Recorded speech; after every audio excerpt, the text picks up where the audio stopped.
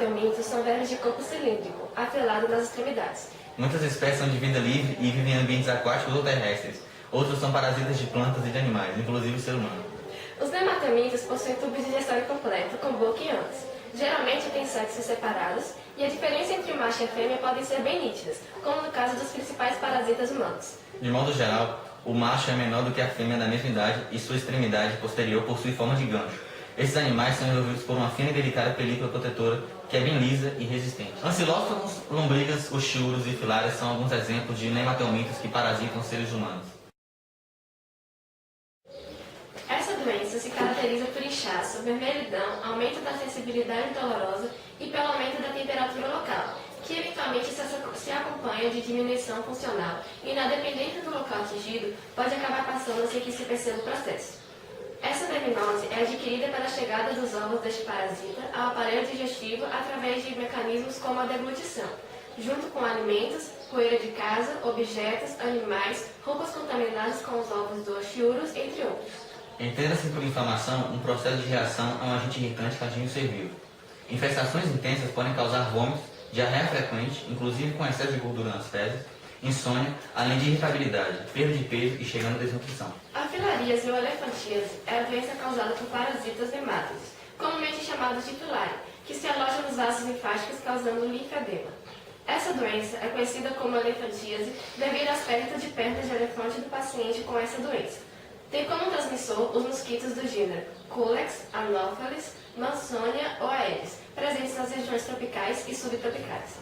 Quando o nematóide obstrui o vaso linfático, o edema é irreversível, daí a importância de prevenção com mosqueteiros e repelentes, além de evitar o acúmulo de águas paradas em pneus velhos, latas, potes e outros.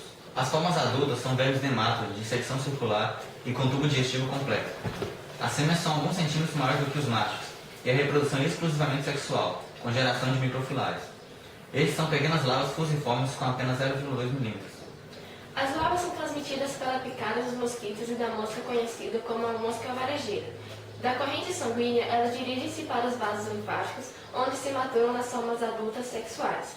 Após cerca de 8 meses da infecção inicial, começam a produzir microfilárias que surgem no sangue, assim como em muitos órgãos. O mosquito é infectado quando pica um ser humano doente. Dentro do mosquito, as microfilárias modificam-se ao fim de alguns dias em formas infectantes, que migram principalmente para a cabeça do mosquito. Os episódios de transmissão de microfilárias, geralmente à noite e dependendo da espécie do vetor, pelos vasos sanguíneos podem levar a reações do sistema imunitário, como prurido, febre, mal-estar, tosse, asma, fadiga, exatemas, adenopatias, que é o inchaço dos gânglios linfáticos, e com inchaço dos membros, escroto ou mamas. Por vezes causa inflamação dos testículos. É uma verminose causada por um parasita chamado Ascaris lumbricoides. É a verminose intestinal humana mais disseminada pelo mundo. A contaminação acontece quando há ingestão de ovos infectados do parasita, que podem ser encontrados no solo, na água ou em alimentos contaminados por fezes humanas. O único reservatório é o homem. Se os ovos encontrarem um meio favorável, pode contaminar durante vários anos. O ciclo começa com a ingestão de água ou alimento, frutas e verduras, contaminados, podendo produzir ovos de lombriga no tubo digestório humano. Depois, no intestino delgado, cada ovo se rompe e libera uma asa. Cada larva penetra no revestimento intestinal e cai na corrente sanguínea, atingindo o fígado, coração e pulmões, onde sofre algumas mudanças de cutícula e aumenta de tamanho. Assim, permanece nos alvéolos pulmonares, podendo causar sintomas semelhantes ao da pneumonia. Ao abandonar os alvéolos, passam para brônquios, traqueia, laringe e faringe, onde provocam tosse com o movimento que executam. Em seguida, são deglutidas e atingem o intestino delgado, onde crescem e se transformam em vermes adultos.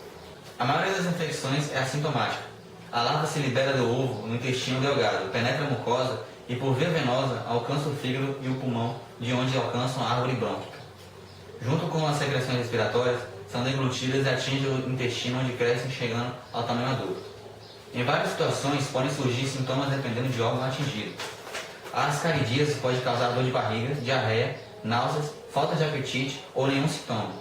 Quando há grande número de vermes, pode haver quadro de obstrução intestinal. A larva pode contaminar as vias respiratórias, fazendo o indivíduo apresentar tosse, catarro com sangue ou crise de asma.